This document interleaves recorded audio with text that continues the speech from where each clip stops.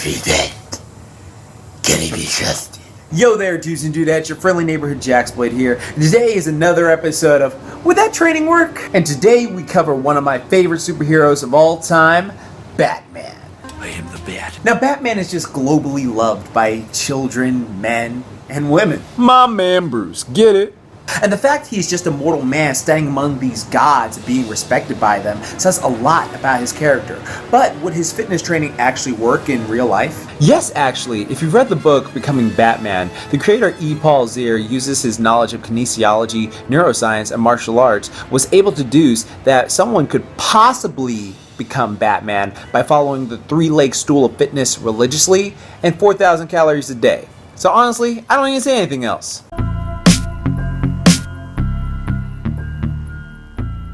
But maybe I can add some touches for everyday folks out there. Now, I had a lot of fun researching about one of my favorite superheroes. I rewatched Batman Mask of the Phantasm, Batman Begins, and Batman Year One, and looked through countless comic books. By the way, a ton of other YouTubers have also covered this topic, such as the Imaginary Axis' video, Batman's Extended Origin, which covers pretty much all aspects of Bruce's training before becoming Batman, and I highly suggest it. It's incredibly informative and a phenomenal watch. It also goes far outside the scope of today's video, in which we'll be primarily focusing on the fitness training Bruce Wayne did to be able to do the feats that would make Captain America blush.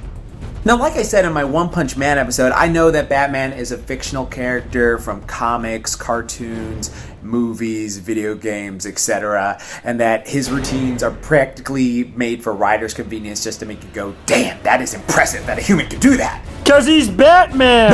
No! As much as I love the character, so many hardcore fans let their love cloud logic by those 3 words. Also, since this is a comic book hero, there are so many different versions and interpretations of Batman. Multiverse theory's a bitch! So not to make this a 3-hour video, all I'm gonna do is go by Batman in general. A human in peak physical condition who's the ultimate badass, and we're just gonna take a look at this PDF file of Batman's training routine and see how effective it would truly be in the real world. Sound fair?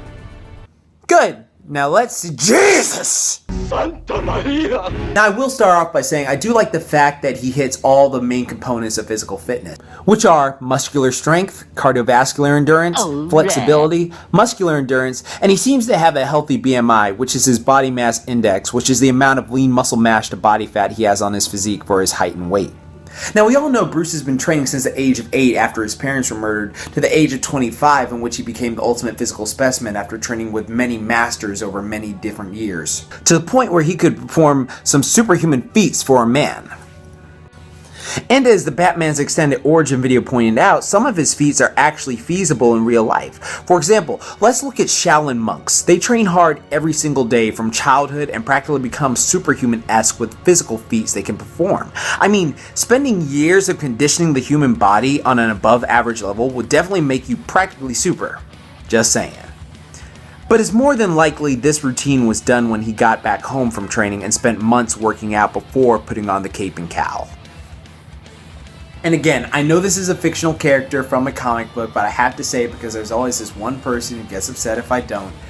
Realistically, there's no fucking way he was doing this routine while he was Batman. Because let's look at some factors here if he was doing this while fighting crime. He is training morning, evening, and night. Then he would go out on patrol for criminals, maybe get into a fight or two, then go home, sleep barely 2 to 3 hours with power naps following the Uberman's sleep schedule throughout the day, and then get back to training again, lifting heavy-ass weight, running 5 to 10 miles, practicing martial arts, doing calisthenics, and testing out his gadget, then going out on patrol again.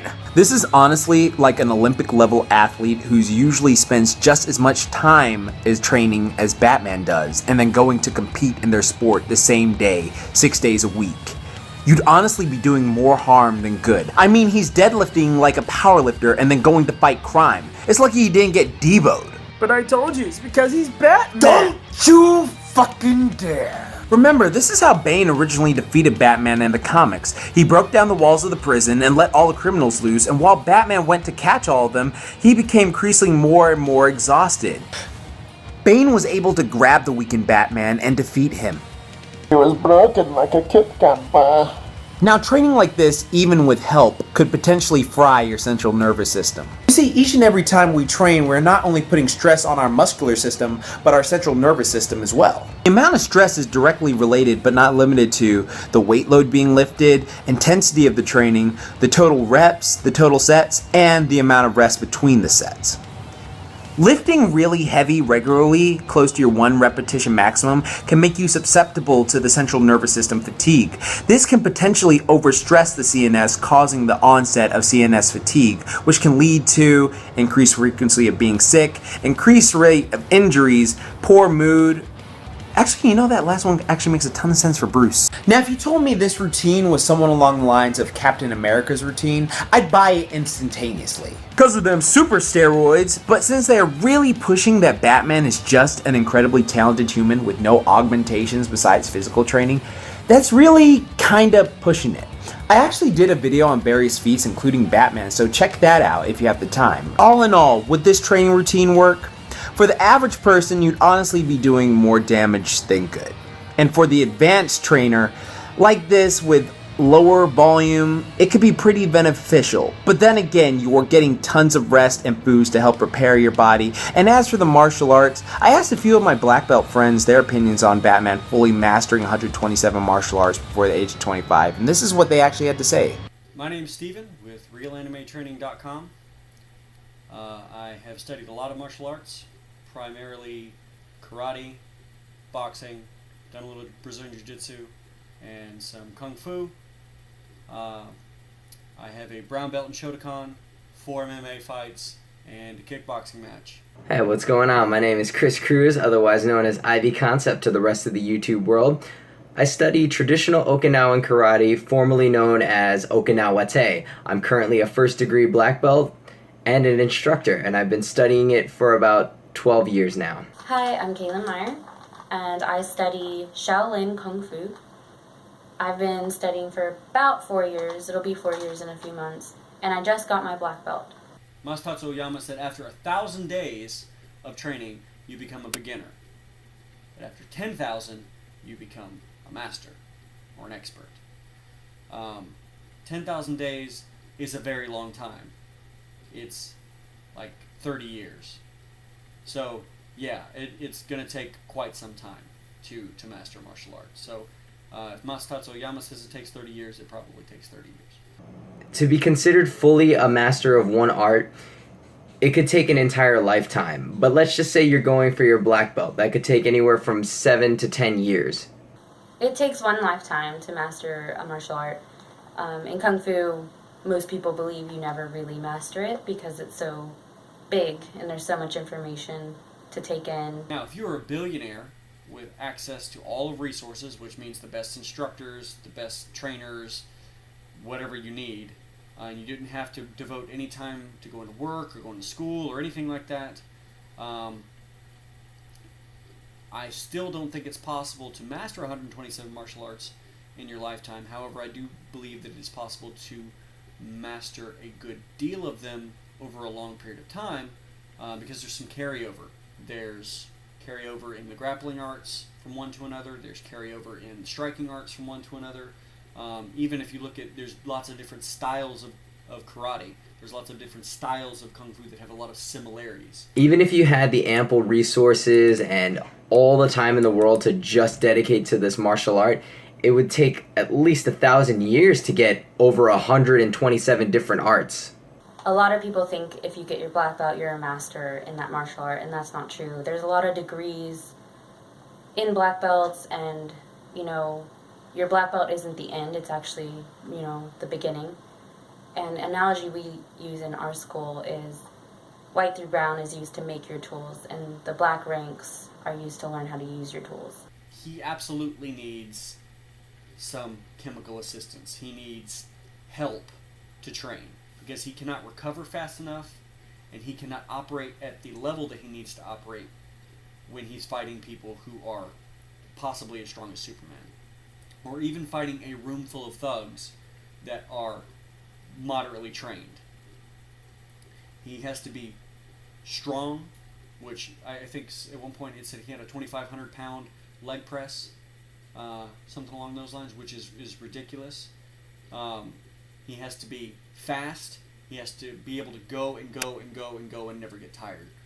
He has to make he has to be able to pretty much win every Olympic event to be Batman and still be able to do what he needs to do. So absolutely, he's on steroids. He's probably on human growth hormone. He has so much chemical assistance, it's not even funny. Anybody that says he would be clean doesn't know how the human body operates. He'd have to be well older than the Bruce Wayne that we see in Batman Beyond.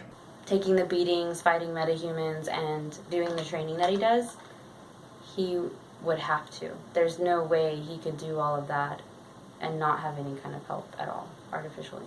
Now, does this outlandish training make Batman any less of a great character?